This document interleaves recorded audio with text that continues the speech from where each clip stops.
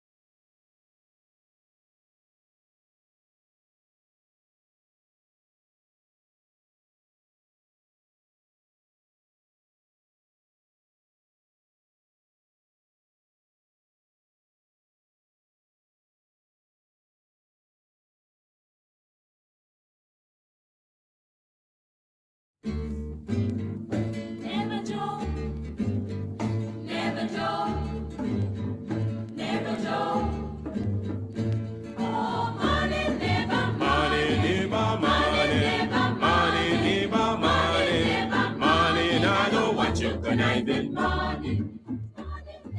Morning, neighbor, morning. Morning, neighbor, morning. Morning, you can keep your conniving morning. When you've been knocked for a bum, in a bill tell me morning. Now because your money done, you come with conniving morning.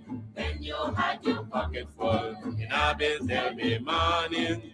Now because your money done, you hustle for tell me morning. Yes, morning, neighbor. Morning, neighbor, morning. Morning, neighbor, morning. Morning, I don't want you conniving morning. Neighbor, neighbor, joker. Neighbor, neighbor, joker. Neighbor, neighbor, joker. That's all the money that me walk for. A 2 pound note and a guild of piece. A 2 pound note and a guild of piece. A 2 pound note and a guild of piece. This is all the money that me walk for. I said money, neighbor, money, neighbor, money, money, neighbor, money, money. I don't want you conniving money. Oh, Joseph. Guyana and Guyanese, at home and abroad. Tune in to Guyanese Morning Time, hosted by Kadaki, Amsterdam, where the sun always shines. Guyanese Morning Time, the people call it Guyanese Morning Time. Rhythm, Guyanese Morning Time. Intelligence and knowledge run the front line. We go again, Guyanese Morning Time. The people call it Guyanese Morning Time. Rhythm, Guyanese Morning Time. Intelligence and knowledge run the front line. We go again. We rise up early morning watching Comes TV, where wisdom and knowledge, yes, it is the key. Exposing corruptions over land and sea, where the wicked politicians they try to trick me. Guyana is a land for everybody. With 6 races should live in harmony. Is one set of people getting aisle money. Is one set of people doing the thievery. Guyanese Morning Time. The people calling Guyanese Morning Time. Rhythm, Guyanese Morning Time. Intelligence and knowledge run the front line. We go again, Guyanese Morning Time. The people calling Guyanese Morning Time. Rhythm, Guyanese Morning Time. Intelligence and knowledge run the front line. We go again. This is a program that you all can see, sharing your views and your integrity. Like it, comment and share it all around. Pass it to your neighbor, safe and sound. A sad situation going on in this town. The voice of the people is getting trampled down. Out of the mouths of babes and sucklings, which has ordained me to sing. I sing Guyanese Morning Time. The people calling Guyanese Morning Time. Rhythm, Guyanese Morning Time. Intelligence and knowledge run the front line. We go again, Guyanese Morning Time. The people calling Guyanese Morning Time. Rhythm, Guyanese Morning Time. Intelligence and knowledge run the front line. We go again. Stop fooling the people. You're promoting evil. Stop lying to the people. You are a part of the cycle. Stop fooling people. You're promoting evil. Stop lying to the people. You are a part of the cycle. I say Guyanese Morning Time. The people calling Guyanese Morning Time. Rhythm, Guyanese Morning Time. Intelligence and knowledge run the front line. We go again, Guyanese Morning Time. The people calling Guyanese Morning Time. Rhythm, Guyanese Morning Time. Intelligence and knowledge run the front line. We go again. They got Breakford, Bork and Mark Benchcop. David Hines and Kadaki, Amsterdam. Sherrod Duncan, Nigel London. Normal Brown and Gavin Matthews. Big up Pastor, poor people governor. Simona Brooms, Robin Simpson. Hampton Green and Winston Jordan. And yes, we can go right On and on. Guyanese morning time. The people calling Guyanese morning time. Rhythm, rhythm, Guyanese morning time. Intelligence and knowledge run the front line. We go again, Guyanese morning time. The people calling Guyanese morning time. Rhythm, rhythm, Guyanese morning time. Intelligence and knowledge run the front line. We go again. The relatives and friends of young Wyndham Bacchus, they deserve justice. The family, the relatives and friends of our in Boston, they deserve justice. The family, the relatives and friends of Peter Headley, they deserve justice. And so when we say that Guyana is an apartheid state, we have the evidence to show.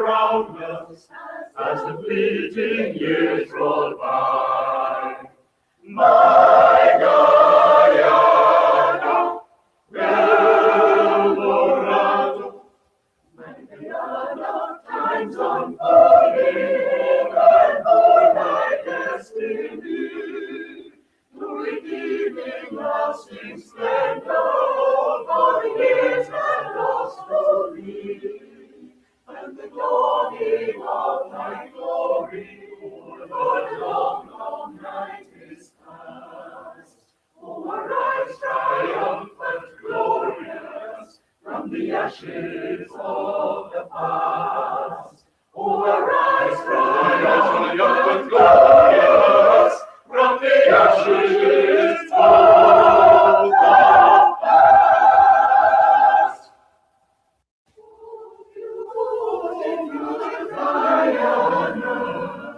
Oh, my lovely native land, Lord, dear to me that all the world I see once on his strand. Pour down upon the borders, looking out upon the deep, the great Atlantic flowed into a fury. For a sleep, at morn, at noon, or entering the crimson sunset's glow, I love thee, I love thee, I love thee.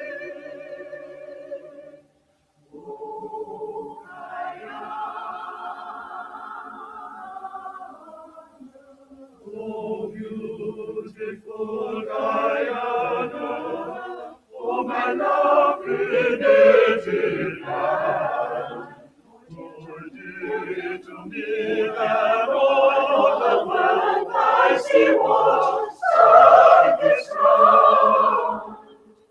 Pour down upon the borders, looking out upon the deep, the great Atlantic flowed into a fury, flowed into a fury.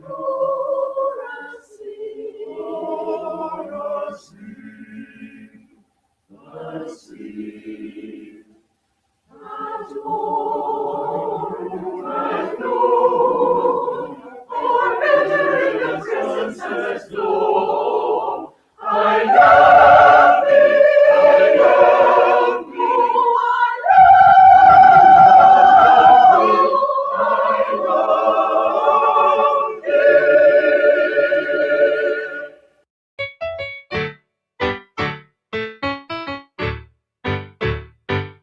Guyana, I want to serve my country. Guyana, beautiful, happy, and free. Guyana, let's cooperate with our government to help develop Guyana the free. Together, my comrades, we'll build our new Guyana, a country where all are equal opportunity. So let us begin now to show loyalty to Guyana by showing love and respect for all Guyanese. My brothers, my sisters, we will live and die together. On to one people, one nation, one destiny. For harmonious living, cooperation will be forever. In work and play as we live as proud Guyanese. Guyana, I want to serve my country. Guyana, beautiful, happy, and free. Guyana, let's cooperate with our government to help develop Guyana the free. Well, it's time we settle all the racials in the interior. Our natural resources are there in great quantity. And we will do farming and establish towns by the border. With global food so we could fill all Guyanese. My greatest desire is to serve my country, Guyana, and sincerely help Guyana to move along. Our government asks us that we study hard and we learn the things that will help Guyana to become strong. Guyana, born to serve my country. Guyana, beautiful, happy, and free. Guyana, let's cooperate with our government to help develop Guyana the free, to help develop Guyana the free.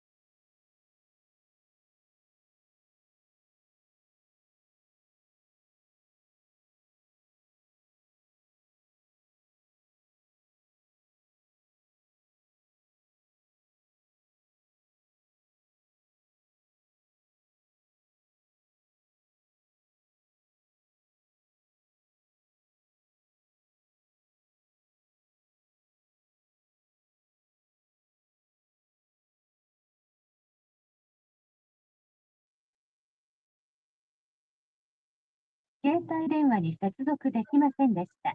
携帯電話を忘れていませんか? Hey, morning, hey, morning. Are you give me a thumbs up if you can hear me clearly? And bear with me if you can see me properly. Because I'm about to do something unscheduled. I didn't schedule to do this. I did not schedule this. But I decided that it's something I want to do, all in the interest of providing information. Can you hear me clearly? Please and thank you, indicate. Can you hear me? Ouch.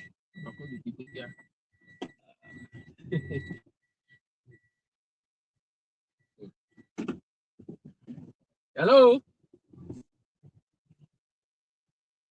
Let me check the comments and see if you could hear me before we proceed. Nobody said nothing yet.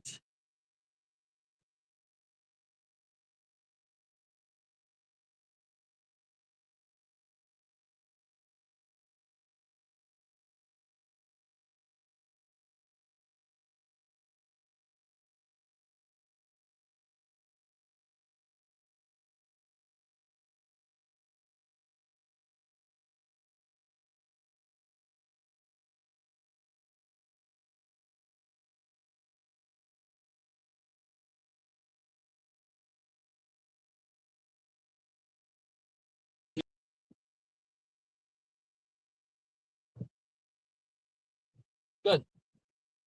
Yeah. How are those New Year resolutions and so on coming along? Are you hopeful that you're going to get to that place that you desire to get to? Talk to me. I want to know, I keep telling you, when I ask these things, it's not just because I want to ask or I want my mouth, but because I want to know what's happening. And of course, if we can help along the way, any assistance from Camps TV family, or the Black Economic Empowerment Society, I'm always willing to help. So when I ask these questions, I don't ask them just out of courtesy or curiosity.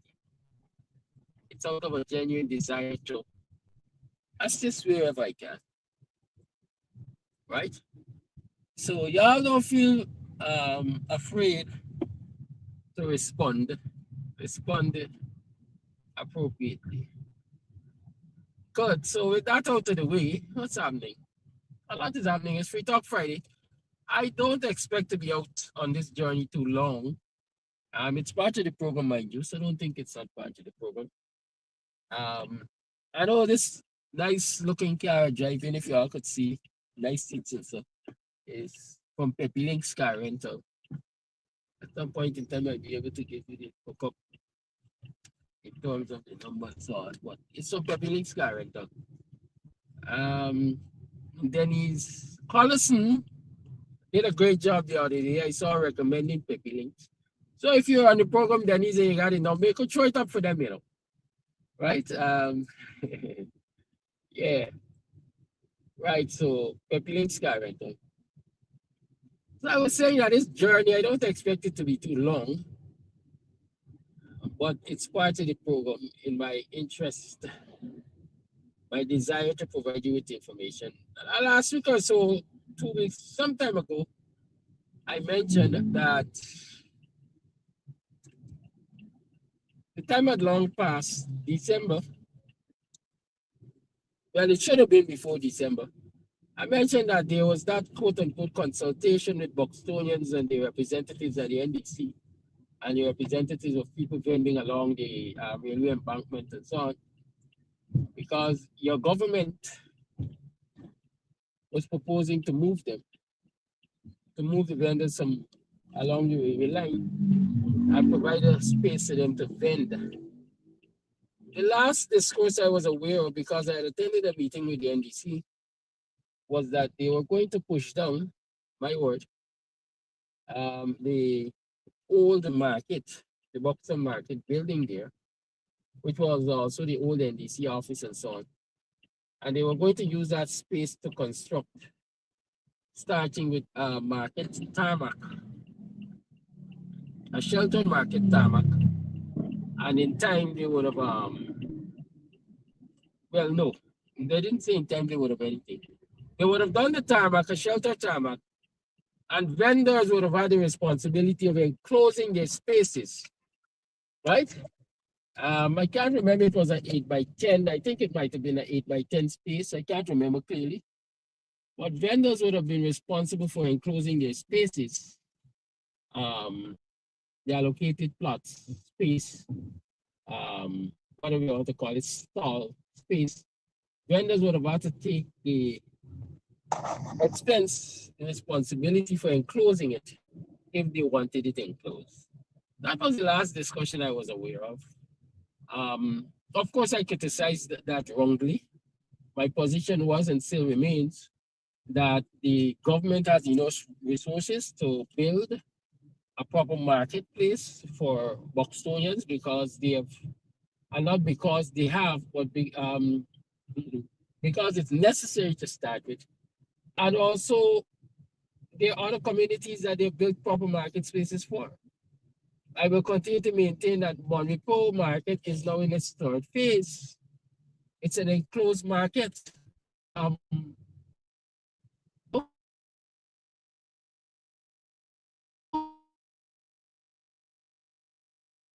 So why, if the time has come for you to a proper market, and why is it representatives at the NDC are somewhat apparently shy to make the necessary representation so that works can begin on the Boxer market? Are we a set of people that must be, relegated to bending over to ply our trade? Why do we have to, have this bend down, this tarmac thing? And why do we have to agree to, a situation where our people have to be carting their produce in and out all the time? When it is they can have their produce at a place that is secured enough that will allow them and should allow them the luxury, if you want to, but it's no luxury, right? The safety, the security, the convenience of just opening and shutting their shutters at the beginning, at the end of the day. Why is it? Now tell me, why is it this government and right now the representatives of the folks that are vending in Boxer, it's foolishness, yeah. Why is it, people gotta accept this nonsense?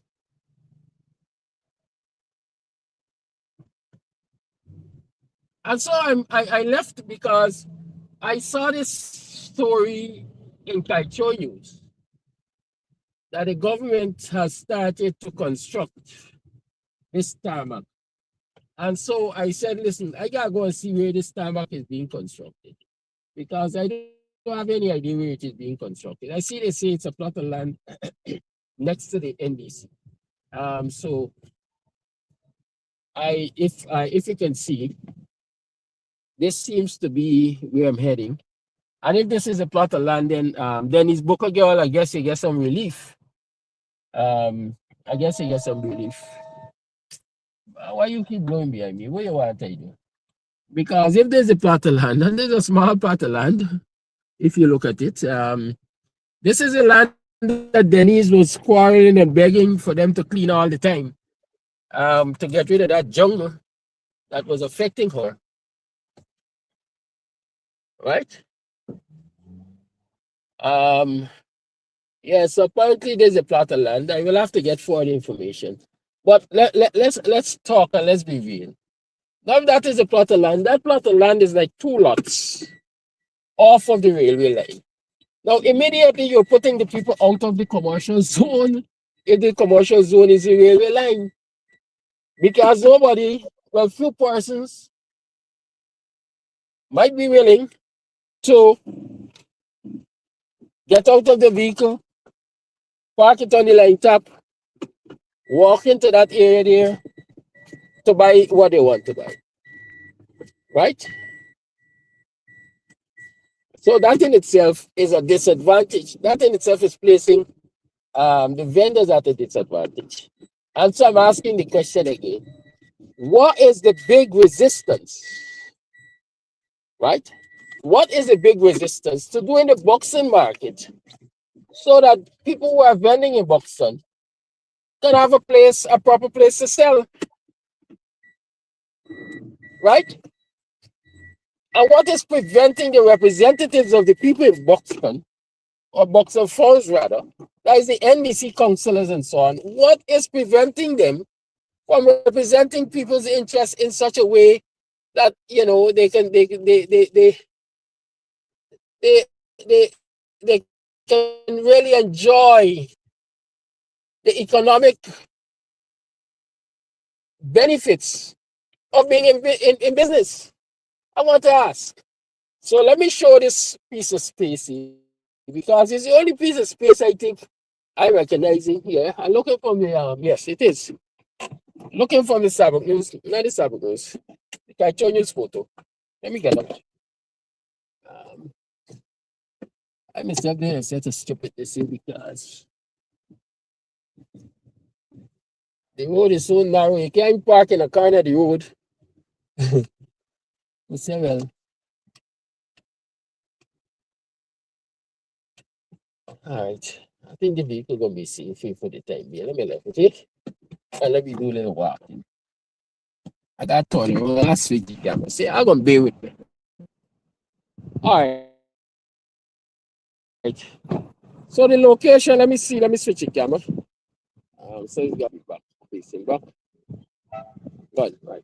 So there you have the Buxton post office. There's another burning shame. We had a big but so building space here. They broke them down and they will.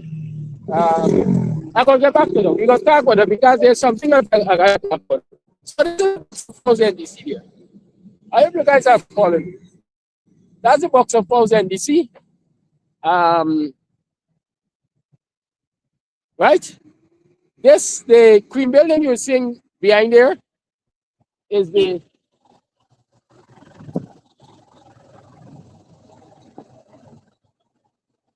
I'm gonna link it. Yeah, that cream building you're seeing behind there, with the green roof, is the what you call it, the health center. That's the back of the health center. I think that's where the pharmacy is, the dispensary. Good. Now, when we come to this piece of land here, right?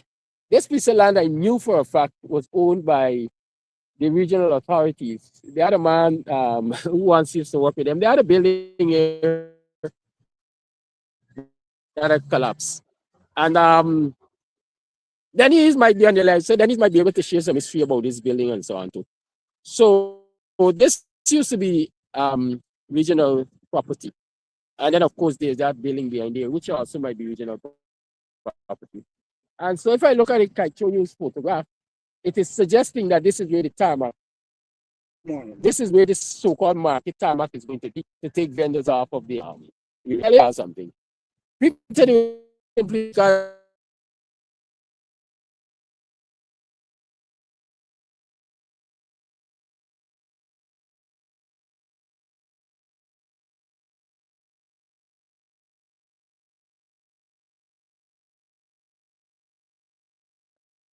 yeah, the internet is buffering up. Good. So if you are taking the people off of the line top, look here, you're taking them off of the line top and you're bringing them here to sell. You are putting them at a disadvantage because look at this street. Look at the width of this street. I said to you just now, all right, the vehicle's passing. Look what's happening down the back here, if you can see properly, right? Nobody can come into this street and park their vehicle and say they're going to the tarmac to buy anything, right? They're going to park on the railway line. Whether or not it will be easy to park, there's another issue, right? So that is why I came out to have a look at this place and to show you what the disadvantages are. And I am asking again, what is the resistance? When I in Buxton during the election campaign time, I said, listen, if I were to sit in the seat of power in this country, in government, Buxton should have a multi-story market. And my vision at the time was that the market will come all the way down. Where I'm pointing to there is this building. This building here is the NDC office. In front of that is the market. My proposition is you occupy this whole stretch of land here, right? If you were to take up this entire stretch of land, morning. If you were to take up this entire stretch of land with a market building, let the office of the NDC sit at the top or in a section of that. And then you piece of land. So you got an L-shaped market that gives you enough space to occupy all your vendors and all those who would like to vend and so on, right? And of course, you can sectionalize it. In that way, access to the market is from the line top. But now you're forcing people into two lots of the road, right? Two lots of the road, and you call it, you're building a tarmac so that the vendors can continue to apply the trade. Again, I believe it's nonsense. And if let's get share, I'm calling on the representatives of the NDC to address this foolishness. I don't think it makes sense. Now we got into the Buxton Post Office. I hear a story about the Buxton Post Office, right? And so I'm going to tell you all this story now. This is the Buxton Post Office, right? This is the Buxton Post Office. Let me tell you something. As a youngster, I worked on the maintenance of the Buxton Post Office during one of my August holidays and so on. So I can tell you that the original Buxton Post Office building had living quarters upstairs with at least 3 bedrooms and toilet and bathroom, right? The postmaster actually lived up there. The last postmaster I think lived up there is a guy, I can't remember what's his name, Horace I think was his name, but he died not so long ago. We just used to call him PM. He was a photographer and all of that. I can't remember his name, so I wouldn't even try to tell you. But prior to that, there was a postmaster named Michael Mars. I remember Michael Mars because I worked under Michael Mars as a CPA, casual postal apprentice. So we had a big post office building here, right, with living quarters. But of course, over time, it was left to deteriorate. And the PPP decided they're going to reconstruct it. This is what we end up with. A little box. You know what is a little box? I ain't concerned about the little box. I got air conditioning and so on, maybe for the staff and the postmaster and so on, or postmistress. You know what I'm concerned about? You see that thing there? What's that thing I'm pointing to? In this day and age, your government, with your money, built a post office and put the washroom facilities outside. Watch. Right? Good? That's outside. Now hear me. No to tell you all this. Me no know. Just on me buy and me sell them. I assumed, I did not comment on this washroom outside previously, because I assumed that that washroom outside was for visitors to the post office. Like when the elders go to collect your pension and, you know, you go to post a mail and so on and so forth. I assumed that the washroom outside was for that kind of thing. Yeah. My understanding is, at least somebody has made that complaint to me, is that is where the staff have to go. That is where staff members have to go when they want to use washroom facilities. Right? That is the washroom facilities for staff. Of course, I ain't gonna get none of them to comment because they're working under a vindictive government. But I just had an idea. It's Kiraki y'all dealing with, you know. I like to think outside of the box. So I'm trying a verification, right? And yeah, it can be verified if I do this. All right, so I'm looking now and I'm seeing that's a septic tank. You see the septic tank? And there are pipes running from the building. So the possibility is the staff has access or are supposed to have access to washroom facilities inside. So that might mean I have to do further investigation to confirm whether or not the staff really do go outside to use the washroom facility. Because, of course, if there is a case, again, I'm going to tell you, it's tremendous nonsense.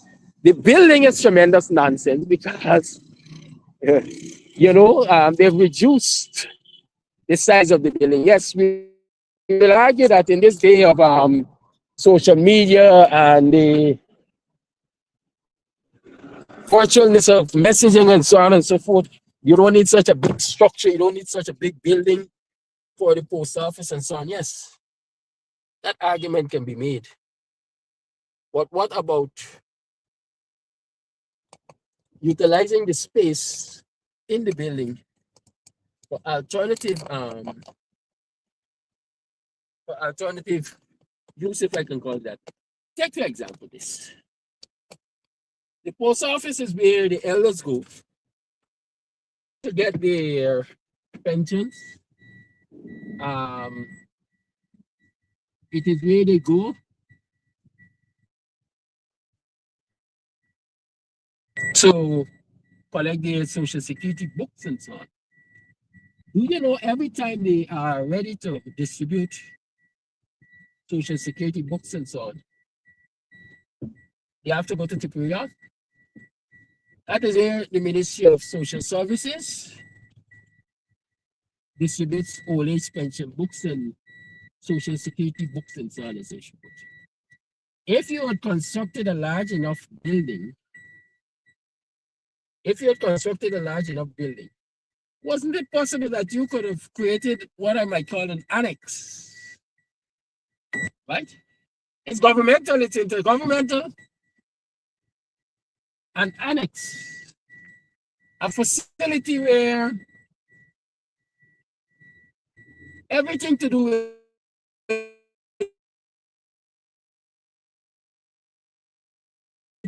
social service. Couldn't this be a halfway stop, let's say?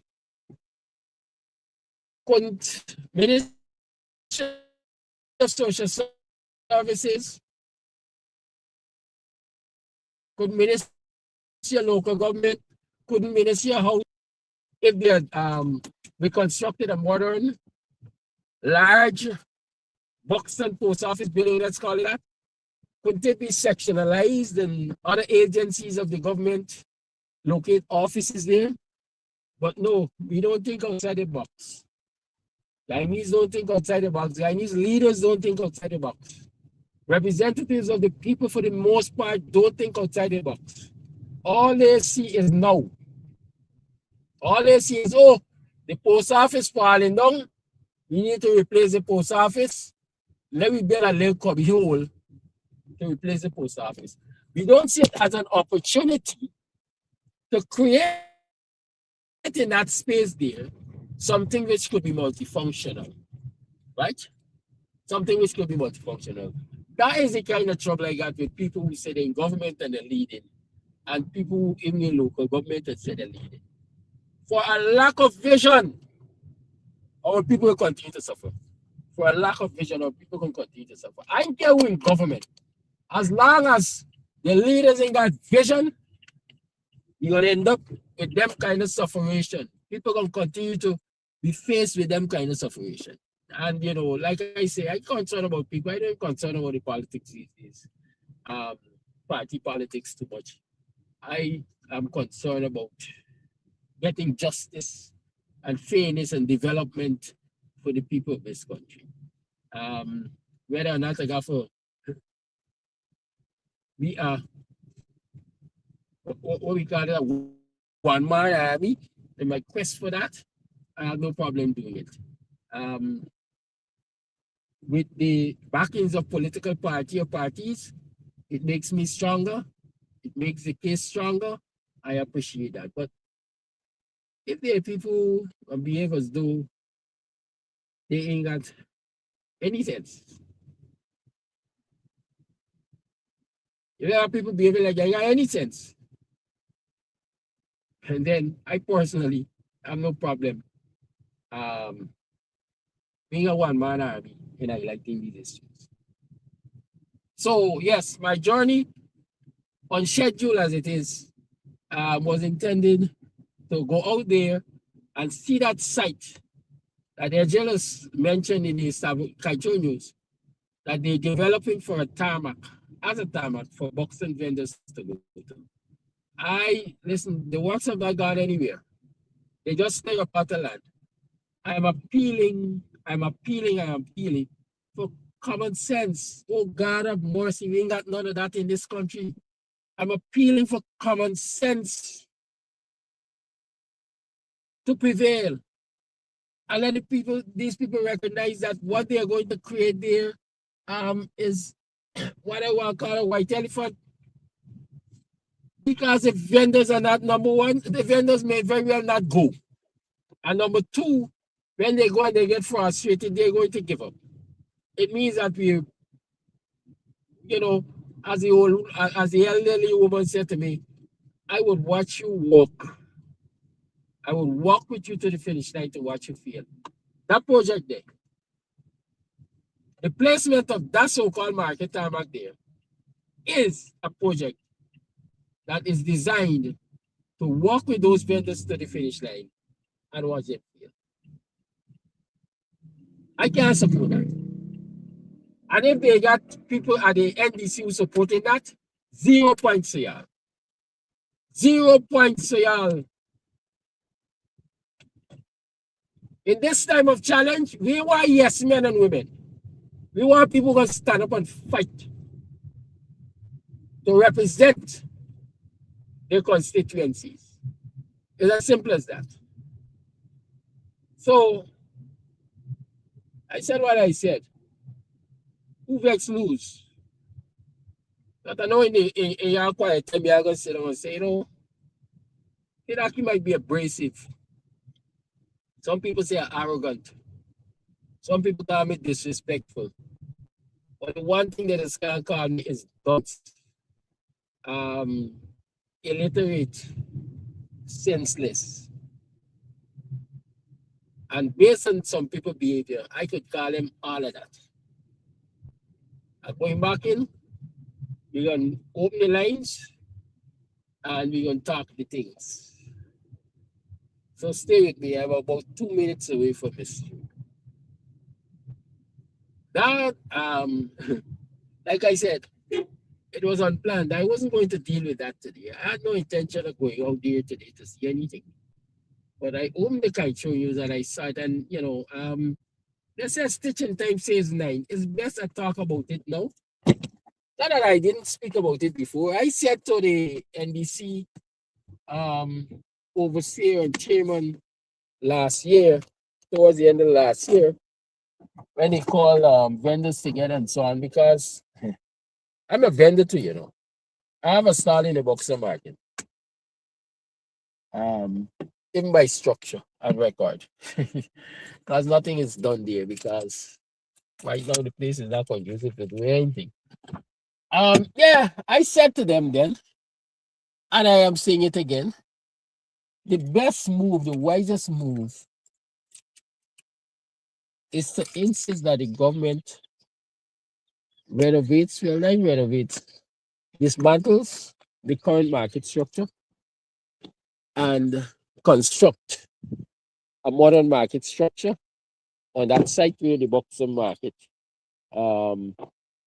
NDC building is, old village office is. And like I said, wrap it around the health center so it becomes like an L-shaped market. It's going to be smaller than Monaco. Might very well be smaller than Lusignan. It's a place that our people can really go and ply their trade and ply it with pride, number one. Number two is a place where they will have access to storing their stuff if it's properly done. And so they will reduce the operational expenses of having to cart in and cart out stuff. Right? Because even in the carting in and carting out, apart from the cost of carting in and carting out, you lose stuff, especially if you're trading in perishables. And if you as leader or leader can't understand that, I can't take that into consideration. When addressing the issues of these people, you're not concerned about addressing the issues of them. You're just concerned about doing something to say that you have done. You know? You know, that's what people just do for say that they do, right? That is how I see a lot of y'all. Y'all just doing for say that y'all do. And some of you will beat your own chest and talk about the representation you make and the representation, and believe that is the best representation, when in fact is the poorest of sorts. Right? So, y'all bear with me. I'm going into the studio now. The lines will be open shortly.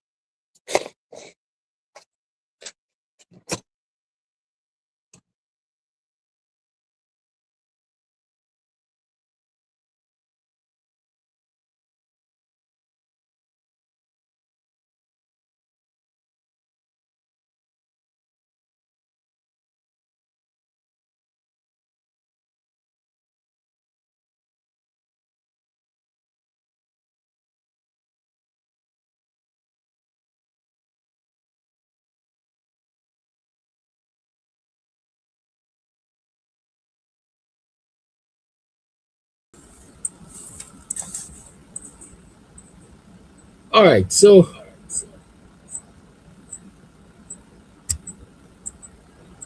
here we are in the studio. So the lines are open. There's now oh, it's early. 7 minutes past the 8 o'clock hour.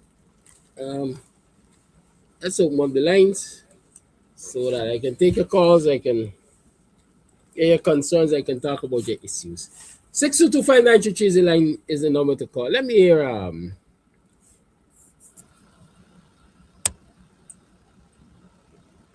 yeah.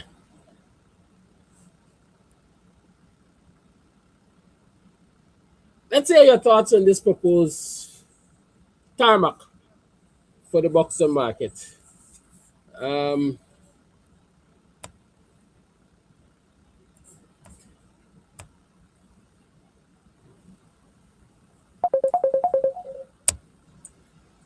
Call you on, good morning. Yes, good morning to you and all my black brothers and sisters in Guyana. First thing first, Flat Garden is responsible for what he say, not how folks interpret it there. I will be very short this morning because I have a doctor appointment. But let me give out credit where credit belongs to. I want to thank Miss Simone Dooms for what she started doing, protesting. My grandmother always teach me, one dirty Guyanese start, one dirty a build dam. You pass every day, you throw one stone, automatically somebody go see it too, and throw one stone, you go build. So if you get 5 and 6, continue to do it because God will bless you for make you get more. The next I want to give credit to is that powerful young black sister, Miss Coretta McDonald, who stand up in Parliament. I'm so proud of her because she used these words. Mr. Speaker, forbid me not. My grandmother teach me. Fine print. That's why I'm standing in Parliament today. Because of my grandmother teaching. Thank you, Miss Coretta. I'm praising you this morning because your response to that young lady, that jumping crapple, who disrespects all the elders them that who taught her, who teach her, who mold her, and encourage her to be a leader tomorrow. But what she did with the teaching from black people, from black leaders, she go and solving one criminal Muhammad. Yes, every man to his own. But what she did is totally wrong. And thank you, Ms. Coretta, for come out and set the record straight about what she's doing and what she said. Let me touch on this piece quick before I go. I see a video with Mohammed condemning. If he read the Quran or King James, you can know what Jesus said. I come not to condemn, but to fulfill. And the part where Jesus demonstrates one of it, that he come not to condemn but to treat, is when them Jagabat bring that sister and said, Lord, according to Moses' law, which any woman that found in adultery shall be stoned to death. Jesus said, it's okay. You could go ahead and do it, but one thing, those who without no sin cast the first stone, none of them. And Jesus' word, my lady, where art thou that accusing you? He said, go and sin no more. So it is right for the gay and whosoever bambasing him and call for him for step down. Because that is not it. No church cannot stop no thief man, criminal for going to church. It is them right to go in church and repent if they want to, but they cannot stop them. Every man have a choice to live their life. They have to give account of their own doings. But we should not bambase them. We should let them know that, look, that is not the right way. And leave it at that. And every country government, they must provide jobs for these people them who live in their life to please them. But if they qualify for the job, they must get the job. The government have a right to protect them from brutality and wrongdoings. That is government part. It's no division. But the part of government to come in that if them go on the street and walking half naked in the nonsense, they have all right to arrest them for disorderly behavior. Yes. So Muhammad is used totally because sin, you think a big sin and little sin. They're sinning, but you sinning too. You kill, you do, you get young girls in speeding boat, pangina water, you're half naked. Wait, guys, you believe God love that? That is wrong to Muhammad. And those who just praise Muhammad, I just stop praising Muhammad in nonsense. Muhammad know exactly. He only playing a game because right now, Donald Trump climbing down upon gay people and all these people them. So he playing a role for that. Donald Trump give him leadership. But you see, when you plant pine, you will see pine. None of them vote for Muhammad. And then Muhammad give them. Thank you very much. I got to go to my private. Have a lovely weekend. Thank you for your call. And I hope the doctor finds that you are healthy enough to live another 100 years. I know if you want to live another 100 years. I don't know. Sometimes I sit and I ask myself, is why people want longevity? They like punish.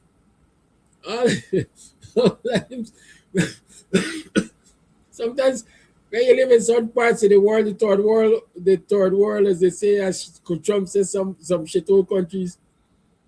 I think people should be praying to go to the Creator, man, instead of want to live long because it's sheer punishment some of these countries offer. Guyana might be one of them. Right? I hope I haven't offended you, but I'm just having a light moment, you know. It might be like talk about longevity in this world of punishment and sufferation. Call it on.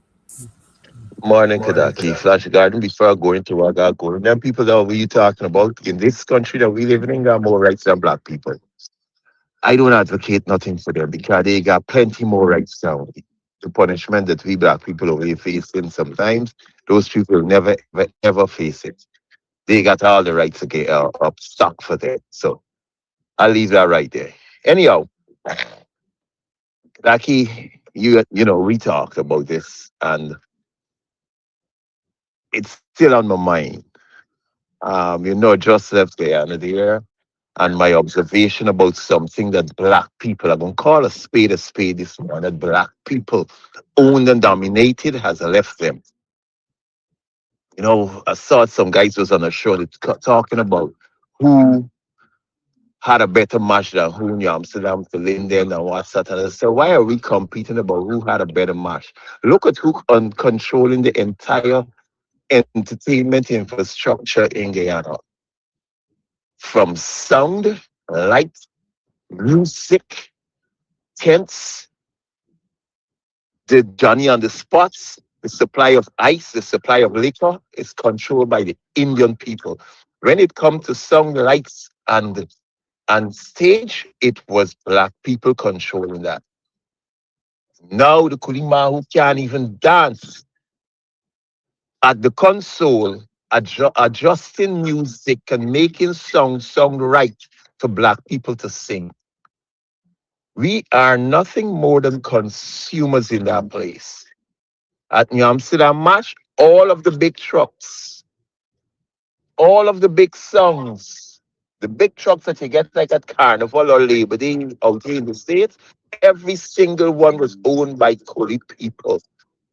Kuli people setting the stage for we people. All we people doing is dancing and drinking the rum. Because we have relegated the state of nothing more than consumerism. We don't control no distribution. We don't manufacture nothing. We don't sell nothing. And for the little people who are doing it, are trying to do it, the little black people that are trying to do it, our black people do not support and make them into somebody big. How much of them go to Andrew's supermarket? How many of them go there? We fighting for systems and what's that to be put in place, but we're fighting for the wrong system. We are fighting for economic stability, economic empowerment, our conversation within economic growth in that country. We're just consuming. And that is a problem we have and we got to break it. That's all I have to say. Thank you, Colin. You've said quite a lot. You have indeed said quite a lot. You know, ever so often I'm gonna tell you a story, me and my son again.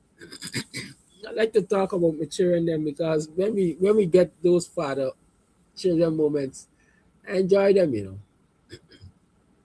I was talking with my son the other day on a particular issue. I said to him, you know, black people problem is like they like to teach too much. Our problem as a people, we like to teach too much. Right? He was sharing an experience in his early days where basically he was in a situation where knowledge transfer was necessary, I would think. And a particular person who had the knowledge was never making the time to transfer the knowledge. And somewhere on the download, they had a conversation. It's why you be somebody, you don't teach somebody on. I say job security. We do not understand the importance of quote unquote monopolizing the knowledge that we have. We like teach too much. We teach other people to make Blackburn, the skull, Davidized Blackburn man, and so on and so forth. But Blackburn is big business. We teach other people to make Blackburn. We teach other people the skills. We teach somebody's calling. But why your call is not showing up here? Let me see. It's a phantom number. Caller, good morning. Good morning, Dr. Howie. I'm okay. I'm here. Who? But I'm here. I'm not having a chance to meet in your area yet. Okay. But I want. You're calling for the program or you want to talk with me personally? The program. All right, well, then proceed. Go ahead. Yes, I'm here and I support my friend his views on Afro-Guyanese. They are walking on the brain. I've seen the MASH. All the truck was driven by Indians in Georgetown. Not a black driver. And all the parades were done by black people. And there's so much is going on in Guyana. We are left behind. We become now servant of the Chinese, servant of the Indo, servant of the Spanish in this country. I looked at the Chinese, how the Chinese now running trucking business in Guyana. It's our natural resource. They're trucking, competing with us. How worse can it get? And the leaders, the political leaders, don't seem to understand what is going on. We are lost people in this country.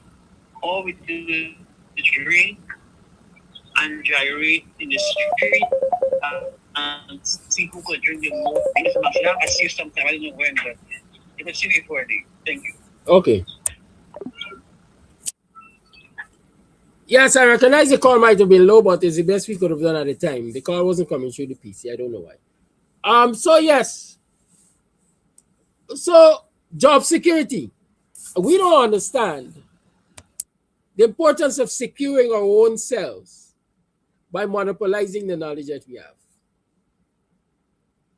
We don't understand that. So we like teach. We teach people for make black pudding. Now they got big businesses with black pudding. We teach them for cook up. They got big businesses with cook up. They cost it on the outside. And they give you the impression it's something bad, planting chip. They cost it on the outside. And they give you the impression it's something bad. But it's big business to them. Hi, Queen Bee. How might I help you? Good morning.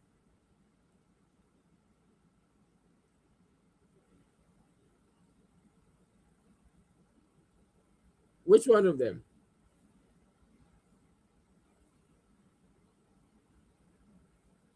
Oh, the double, the love seat. All right, good. Okay, good. I'll get it over there eventually. Good. Yes. They cuss you out and they make you feel bad about this idea, but quietly they utilize it. And you're going to buy the produce of that idea. The same idea that make you feel as though it ain't worth the while. Our problem is we like teach too much. I that way I was sharing with him. I said, listen, years ago I was doing I was using a system named Dakizi, a stock management system, Dakizi, to work for somebody in town, God rest his soul, in Georgetown, King Street there. One of the biggest importers of artificial flowers and decoration and so on at the time. Every time I think about that man and that business, how it has disappeared off the face of the earth after he died, it hurts me because he was a black man. And it hurt because to think that apparently none of this was passed on to the next generation. They saw no worth in it, or he left no worth in it for them.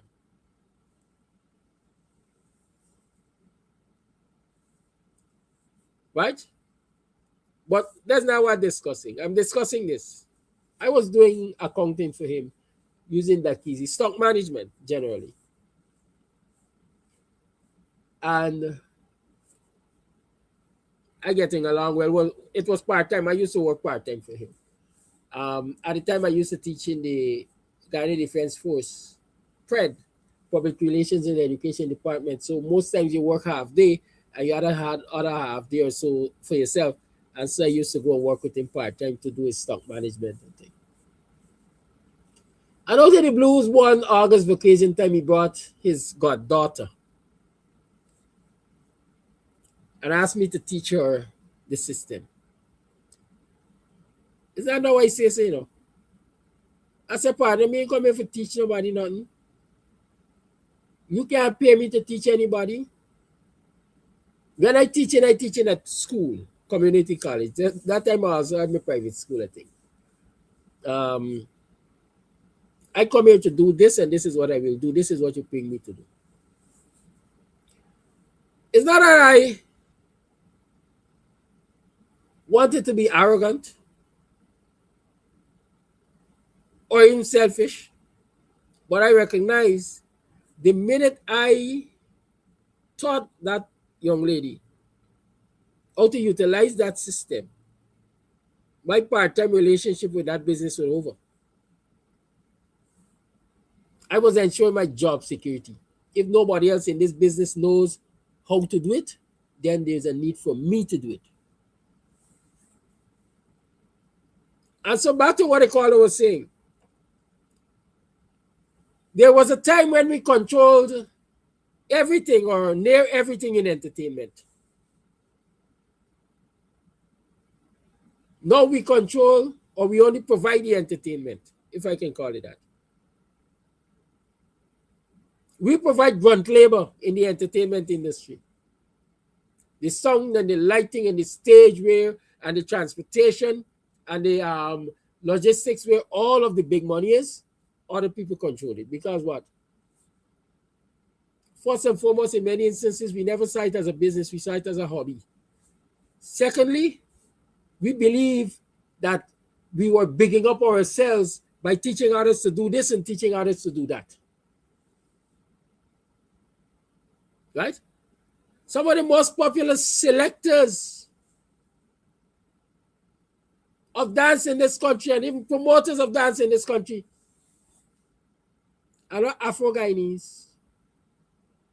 One of the most, I laugh. One of the most popular one-man band in this country. One-man band is a creation that came out of Afro-Guyanese community. I remember the days of Tin Cup Band from Buxton. Dexter Fish, we used to call him. Y'all remember the Tin Cup Band from Buxton? Provision Duff make me rough. Provision Duff make Johnny stand up. Provision Duff. We had the first Tin Cup Band, new one-man band in this country, started by Dexter Fish. Then you had other one-man band. You had, them boys start forming the one-man band. Love Connection and Love This and the other and the next and the next and the next.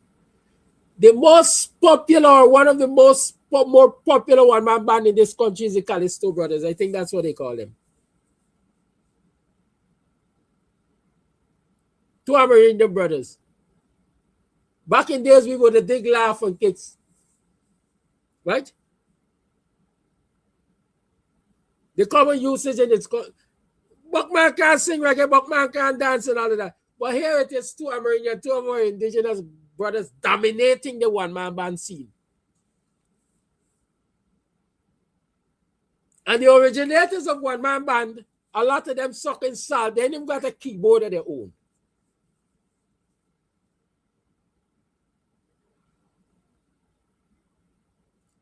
Sometimes it hurts to talk these things, but retrospection and introspection is necessary.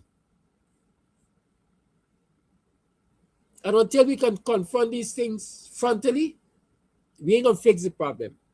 And again, it's a leadership problem because a lot of our leaders are pretenders. They're pretensive. In that they give our people the impression that they're doing so well with the little that they're doing when they know to their heart that there's not a solution to the problem for our people. They know to their heart that the little that they're doing can't bring the second emancipation to our people. And it's a second emancipation because I believe, again, we are enslaved in different forms in this era.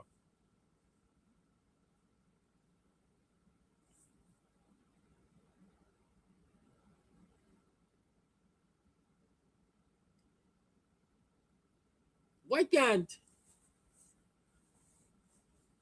the leadership make a noise up to now? And again, people might want to give me flack for this, but this thing bothering me. I see the leadership, the APNU, the coalition leadership at the Boxing Falls NDC. I see they call all of the comrades and colleagues along the East Coast corridor and also big public meeting, may protest and said it's bullshit, strong language, but necessary at this time. That this government is offering our communities in exchange for our residents to come off of the railway line where they were making their living. Can't work. We need something more sustainable and something that will really help to lift our people out of poverty.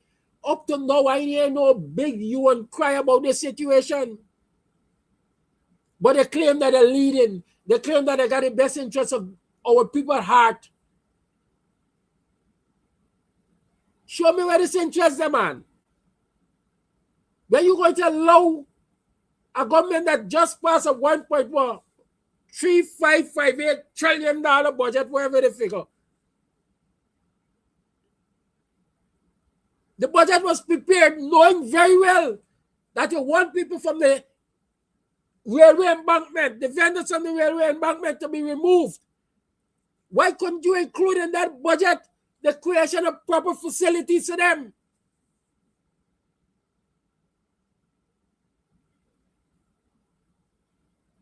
Why leadership has not organized all of these vendors to go and stand up in front of the jail office and say, this shit that you're giving you blasted backyard bigger than that?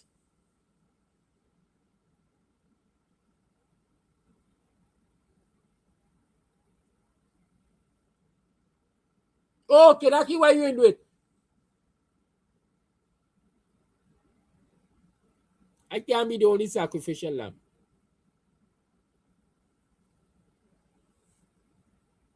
I got the protection and the benefits you are getting out of it. Because you got protection, you got, what I should say, legitimacy, if I can call it that. I don't care who they vote for. Yeah, they might vote for win. I don't care who they vote for. But if you want to win them back, if you want to prove to them that you can represent their causes, this is the opportunity to do it. This is the opportunity to do it. I'm tired of hearing that they vote for we and that they vote for we and that they vote for we. Continue singing the song and they will never vote for us.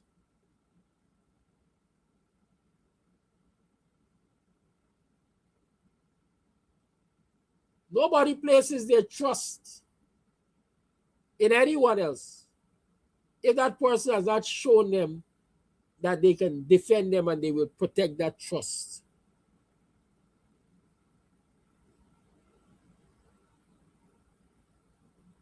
And so this thing can't be lip service. You gotta put your shoulder to the wheel, you gotta walk. You gotta bring your people together, put them to sit down, talk with them, show them the way.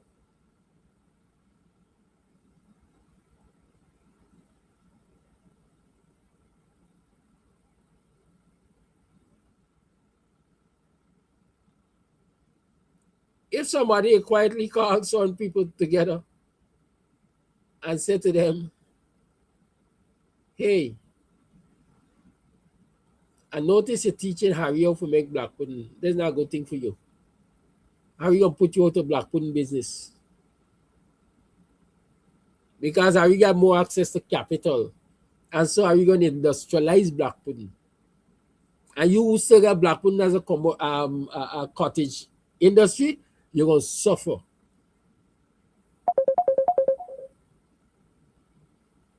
But as leadership, we shy away from certain things. Why do you think the ERC always after me? Because they know to themselves, the things I just tell the people has long-lasting impacts in terms of getting them out of this bind that they are in, economically and otherwise. Me ain't talking politics, I mean talking, what I like to call it. Anyhow, let me take the call and come back to it. Call you on. Yeah, good morning, Kadaki. Now, with the thing you did about the intended market, at Lenore on the West Coast, they got a market, the Lenore market, that was close to the road and so on the public road after they built up the big blue falling down. They hustled, they hurried, and they built a big shedded tarmac. This tarmac is about 30 feet high. Huge, but triple those steel lengths that they're using now, and they put on the shed.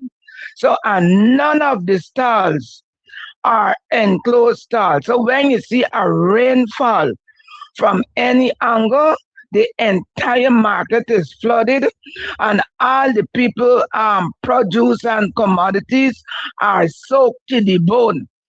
If you fall behind other stalls, you may be saved. But those who die in the full blast of where the rain coming from is so true. That is for the people who are selling and the commuters, the consumers of the things that they are selling. So that is what the billing. So I manage the billing and close billing for our Moneypole market. But that is what they have, and I think um Perica market is enclosed. Certain parts of it is enclosed.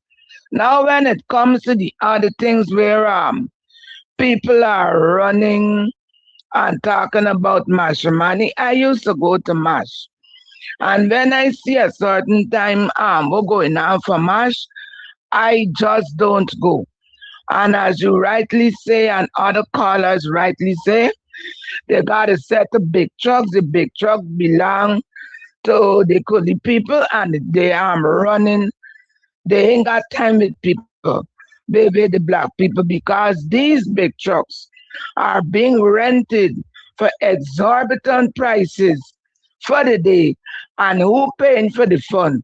And when you look on the floats, them you don't really see much India people reveling with mash. So the black people go out and they spend to the death and enjoy themselves. Lastly, this thing with the gays and so on. I want people to know, I don't care what nobody said. Last night, a person asked on a program, my program, the person was Francine Cruz, asked the two guests if they were born gay men, because they are girls. And the well and the get on. Now, what people don't understand, these things started up in America. And Trump was dead. That is one thing what give Trump. He was always against it from day one. And if he decide when he see, and then now other people's like the Vaticans and them Vatican city and other people are suddenly learning that it should not be right because they use God promise to identify them the rainbow. And that was a promise made to us by God that He would never drown the earth. So He gave us the rainbow. And to see that something that came out from the Bible, these people who God destroyed in Sodom and Gomorrah, that is their identification band. It is a real slap in God's face. I have friends who are gays, but not that I am thing, but what people are talking about, it is right. Because if you know it's wrong, don't do it. Years ago, I wanted them to come to Guyana to tell people he got on the color, how that is good and that is right and is no problem. Now imagine if this world should go down the way. Share coxswains become they become coxswains and anti-men. That means that life on the earth will be over. Because don't matter how long they live together, they will not be able to reproduce and replenish this earth with people. So if people now, after years seeing the catastrophic fate of people, because these people they go in and they keep introducing. Mothers always play the one who they engage in a little boy into a life of anti-manism. Now, why we must sit down to have something like this that can destroy our children? We as parents cannot always be out with our children. And these type of people got a way that they get into your children and start to destroy them at an early age. Because no parent, I don't care what nobody says, no parent can sit down whole day to monitor a child's tablet or a child's phone. Because when you turn away the children, they are slick. They're looking at other things. I got an 8-year-old granddaughter, and me and she just got it out steady with my phone because she click quick, quick, quick. and you cannot think.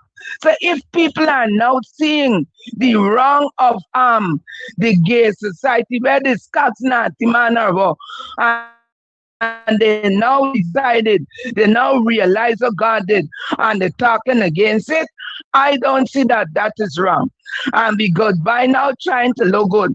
But what we got by should do to look better is run up to the states, clear his name and come back when his time is over. Come back. Raja can the battle and Raja can end up in the states and he gonna purify himself and he come back. When he come back, how it is up to that this country didn't even pull him in for questioning because they felt to themselves that he was given his due correction outside in the United States of America. So, team, you and your father go, get your absolution, and come back. And when you come back now, you will be pure. Bye bye.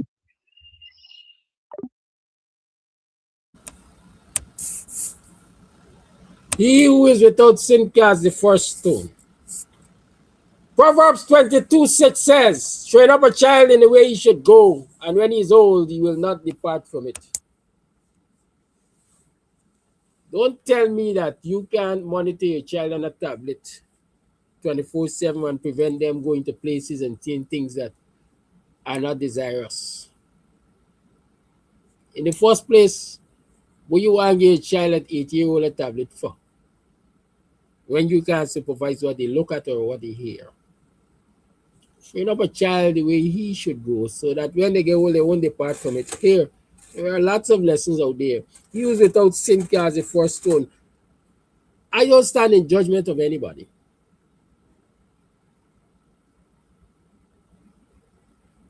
I won't.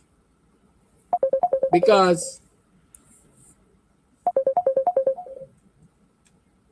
let me take this call and call MC. Call you on, good morning. Mr. Kodaki and the viewers, good morning. I agree with this lady. I remember she named from that I'm still 100%. Because that what Mark do last night, like Mark just want to prove a pint at time. Sometimes he right, yeah, but last night, like he want to prove a pint that bring them for jump on thing, for talk, kind thing, and feel them perfect and them better than women and all these things is wrong. Totally wrong. It's unacceptable. People got by children. What they really teaching people? What they could really teach people by children? You understand? Even if there's like they let them stay with they there in the closet and humble themselves. And Mohammed right, the man right 100%. I don't got no time and wear this. Vex if they want vex, who vex lose. The woman from then I'm sell damn right 100%. Thank you very much.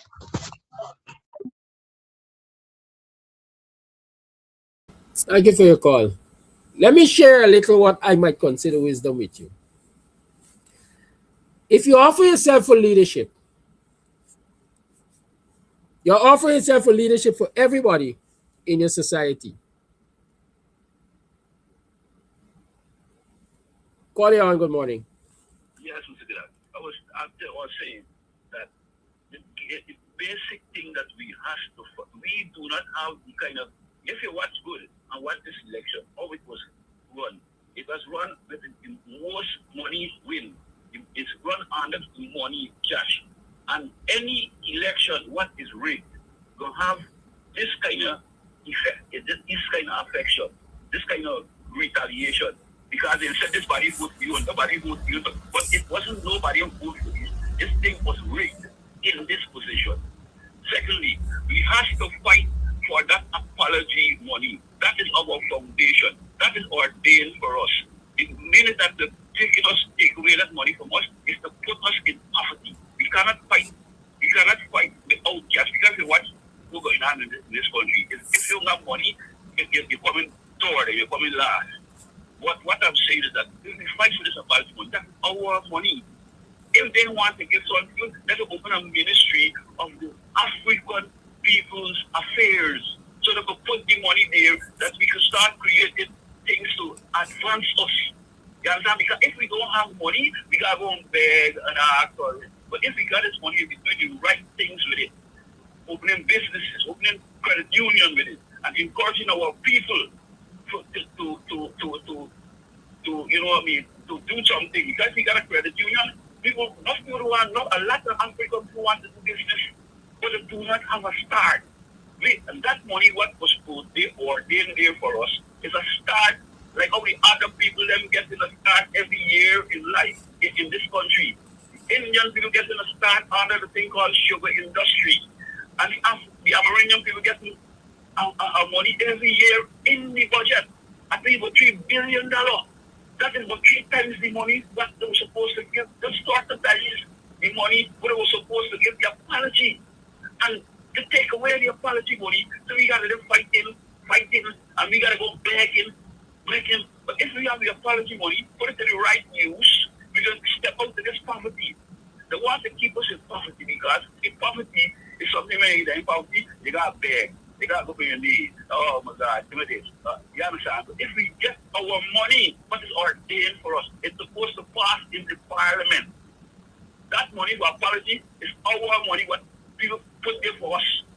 But to take it away, and when they take it away now, because we can't do nothing, we got to send, if we get help, we got to go borrow somebody money, beg somebody. But if we have a policy, we have a foundation, we have a ministry of African People Affairs, these things will bring a better outlook for us. You understand? So we got to fight for that money and make it right. The only person who see the part of it started for the money was at night. But he ain't got too full with it because you don't know guys. So we have to fight for that money. But every place got a big place in Sophia there. You won't see nothing and doing nothing with the place. All that has to do is to put a nice big mall or credit union, these things, they has to do these things. But if they get the apology money, we could get a start. If they want to get the youth, open a ministry of the African People Affairs, just like they have a ministry of the Amerindians Affairs. Carly, you made that point already. Huh? You made that point already. Yeah. So they have to, we have to look into that. Thanks, man. Thank you. You know, it's not my intention to extend this program this morning because at 10 o'clock, the Institute of Development Research, I think it's called, at the University of Guyana is honoring Professor Clive Thomas, and I hope to stream that live. And then this evening at 5 o'clock, there is the night of reflection on the life and works of Dr. Rupert Umnarain at Tipperary Hall. So you can understand I have a packed day. But there's some comments I would like to make. And so maybe I will have to go a little past 9. But y'all bear with me. Caller, you're on.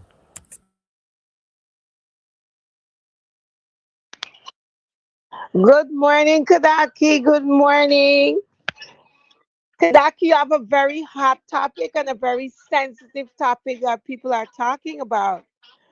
But I I am not saying everybody has their own opinion about the LGBT community. Kadaki, I remember a few years back, I have people that I work with, and I was invited to go to the parade, and I went out to the parade. I remember making a costume, and I represent the LGBT community.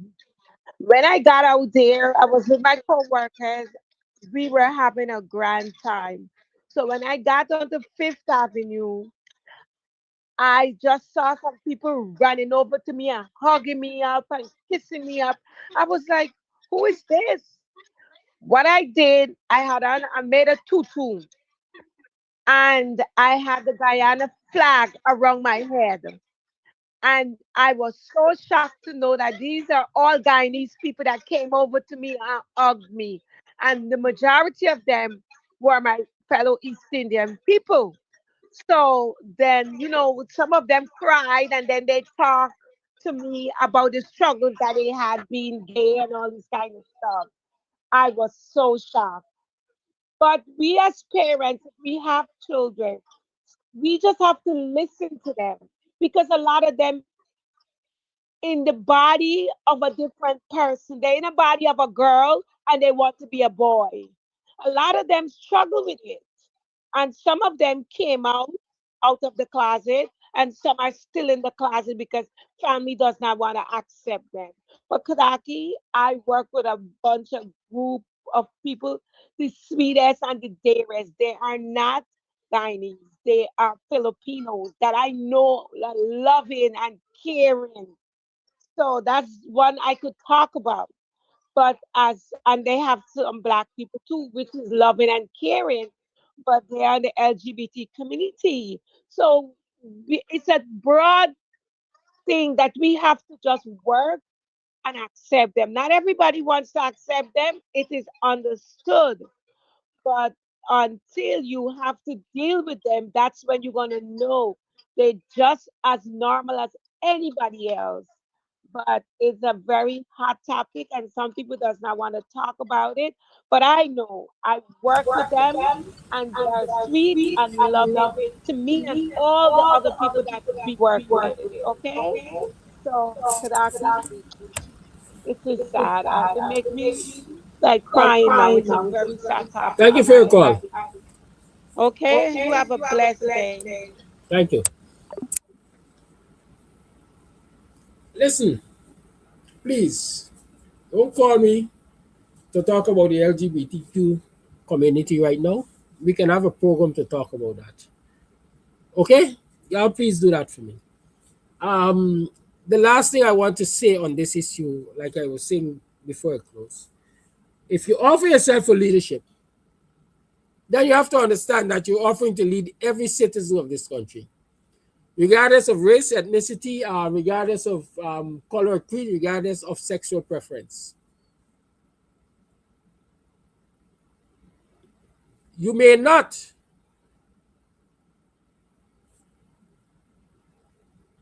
endorse, appreciate, approve of somebody's religion, their sexual orientation, their color, or their creed, but you offer to lead this country. And that means that you will be constrained. You have to put your preferences aside in most instances, right? And so I believe, like I said to a friend yesterday, it is a lack of political education, if I can call it that. And the zeal to embarrass and discredit an opponent. In this instance, I think Azadin Mohammed must have made those comments in as a reaction to or an effort to attack Susan Rodriguez. I want to believe that is what I read it to mean. Right? The same way you dig one hole, or when you dig a hole for your enemy, dig two. Because I think that quote unquote insensitivity or insensitive statement intending to dig a ditch, perhaps, for Ali and Susan and the rest of them has dug a ditch for Azudin. I don't have to dig him out of that. That's not my responsibility. But I'm saying when we offer ourselves for leadership, we are offering to lead every Tom, Dick, Harry, and John in our society. And we have to keep that in the forefront of our minds when we're making our utterances. That's all. For those of us who are critical of the LGBTQ community and are quick to condemn them and so on, I personally refrain from it. You live your life, I live my life. You don't interfere with me life, I don't interfere with you life. We good. It didn't start yesterday. It didn't start 10 days ago. Because I remember, as a quote-unquote good Christian, reading of Sodom and Gomorrah. Right? And so if it quote-unquote there from creation, who am I? Where are what I do? Reinvent the wheel? I rest my case on that. Nobody is to call me and talk about LGBTQ. I have no interest in that discussion. Call you on. Good morning. Yes, good morning, Mr. Kadaki. It's a long time. And my contribution this morning is about the fun that African people being um, neglect or stifle from. Look, we could look at examples. For example, with this guy Mohammed, Jack Dioda know that Mohammed have funds capable of giving them a run. So that is why when I sit down and I put everything to my understanding, they know that, that Mohammed have funds to give them a tackle for enough things where resources have to be spent. So that is why the skin getting hot. For instance, look at my brother Darwin Bess. That is something supposed to be on the front burner right now. Why is it they're trying to take away this guy's stuff that he spent all his money regardless of how he got his money to carry on his operation? And that is why we got to open our eyes and see that doesn't want somebody black to get this guy, accumulate this kind of money, because at election time, they're going to give them a tackle or they see our position. So that is my contribution this morning. They doesn't want to see no African reach to that top. And we got to be more wise and try to economize on certain things. And most of all, cooperate. And this is my contribution this morning. Thank you so much.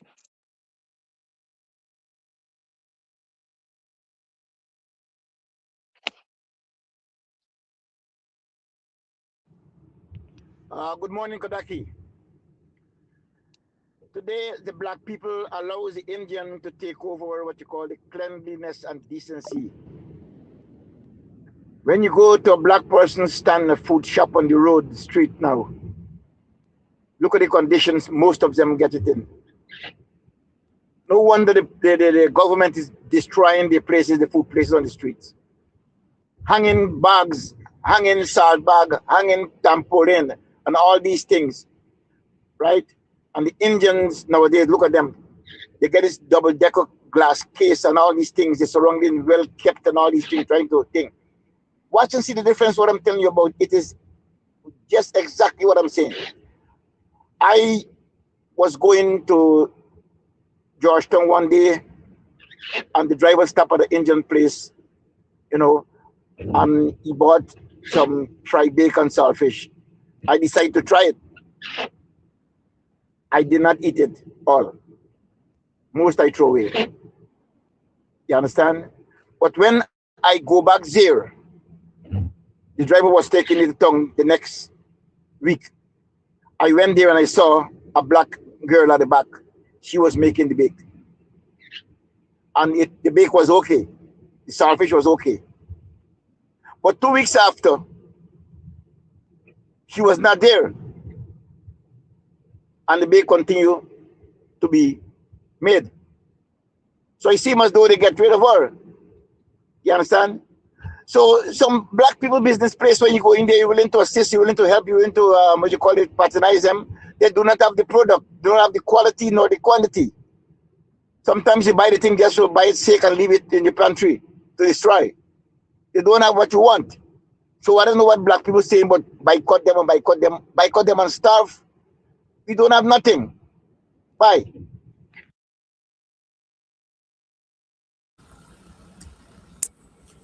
Again, I like to say, don't just cause the darkness, light a candle.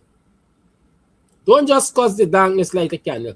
A lot of us are critical of our people because of the quote-unquote standards we just don't have. In this instance, this brother is talking about the quality of infrastructure, let me call it, that a lot of our people apply their trade from. Right? But has this brother taken into consideration the lack of access to capital to do better? One of them very food caravan, as we call it, will cost you in excess of $500,000. Pass outside a better hope ain't gonna see 40 of them. Because the people got 40 of them out there got access to money. When I was doing food on the roadside, a Buxtonian is parked in front of my yard marked chefs. Through the assistance of a brother, I acquired that canter. It's a mobile kitchen. It's $4 million it costs. So when we are talking or criticizing our people about not being able to step up the game, we have to also ask ourselves, what are we doing, especially as leaders, to assist? I tell you, I just come here and I just cuss and I just talk all kind of things. But I don't only talk the talk, I walk the walk. As of this week, and I'm patting my back, myself on the shoulder, as of this week, the third beneficiary from the B's $1 Million program will be receiving that kind of money that they can invest in business or whatever they choose to do with it to improve their life. It's not a gift. It's more like a loan. It's a commitment to work together with each other to achieve those goals. One step at a time. Hey, this month is going to be my turn to get $1 million close to invest in an economic venture or to invest in something that will improve my life. I've given the commitment that I will stick with the program so that other people can get their turn and they can get back what they've invested in me.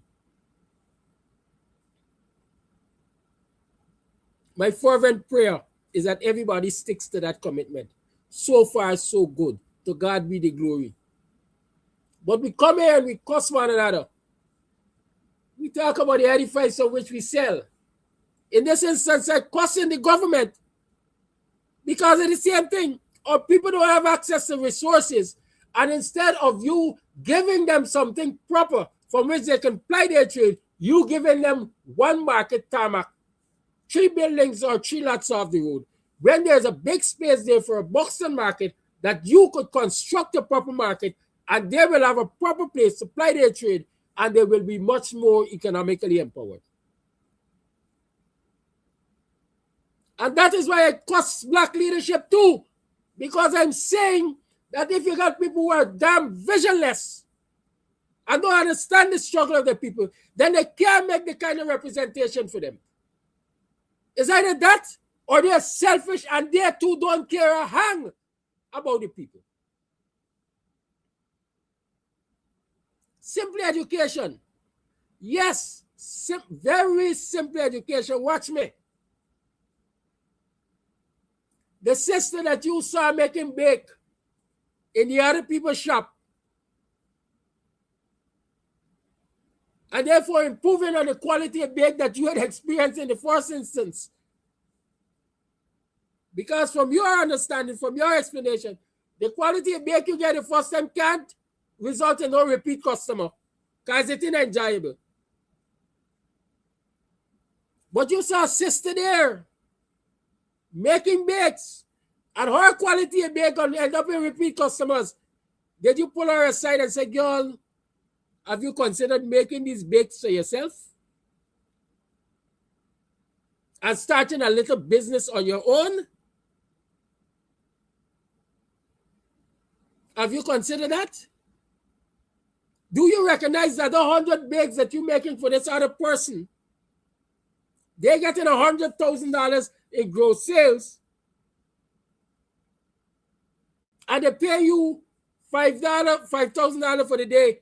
Do you recognize that if you were to make that 100 bakes for yourself and sell it, or even 50, you will earn more than $5,000 as your net if you do it for yourself? A lot of us leaders, we're not bringing our people to sit them down and explain these things to them. And that's why the other day, some people interpret it as me cussing education. When people talking about masters in this and masters in that, I say masters to what extent? Must have a purpose. Education must have context. What are we educating ourselves and our children about?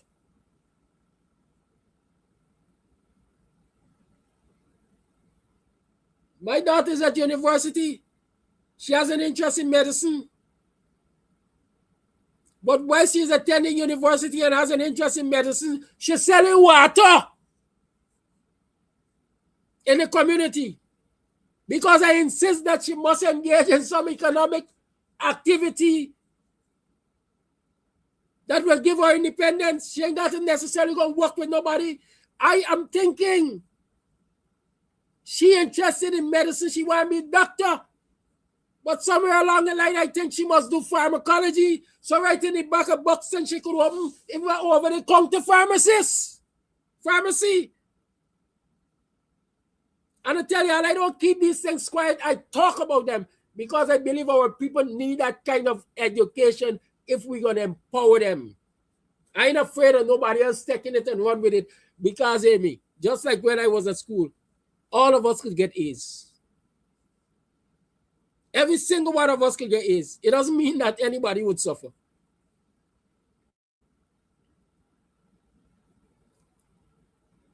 Leadership.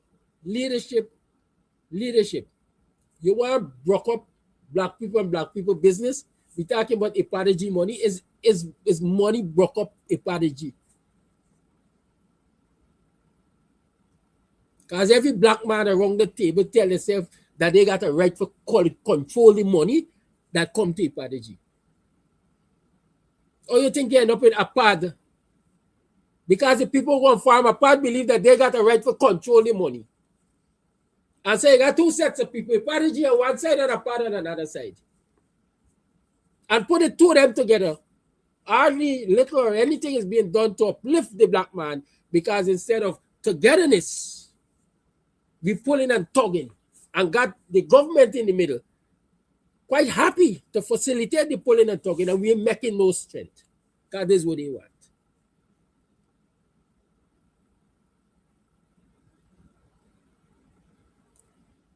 Right now I got at least 20 persons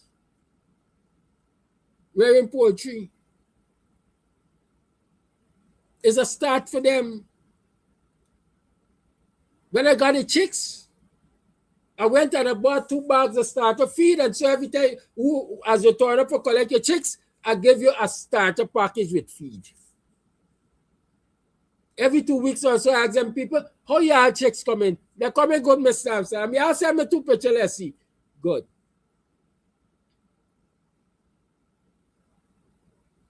People might not see what I'm seeing in that, but I am seeing that when those chicks start to lay, if we can get some incubators and incubate the eggs, it means that we are going to expand that which we have started. It's not about eating the eggs and selling the eggs. It's about expanding your flock. I can give you 100 birds. Maybe I can give you 20.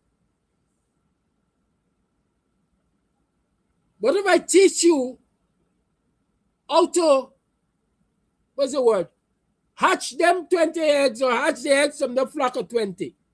Over a period of time, you could get 20,000. It's guidance. But all we just do is cost. We people ain't doing nothing. What we people doing makes sense. Look where they're selling from. Yeah. You recognize where they're selling from. Have you taken the time to go and have a little conversation and say, listen, man, I know you're trying. I know things hard and so. But you see, they say, this is not the best shape or form for your business because it's not attractive. And especially in food, people eat with their eyes. If where you are serving food from doesn't look fancy for some people, they would never come there. You could get the best food.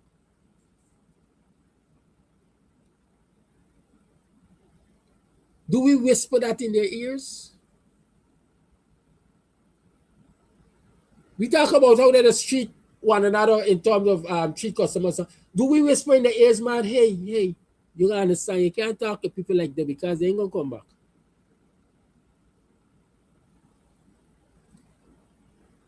You might get the best food, but you get the nastiest of attitude, they ain't gonna come.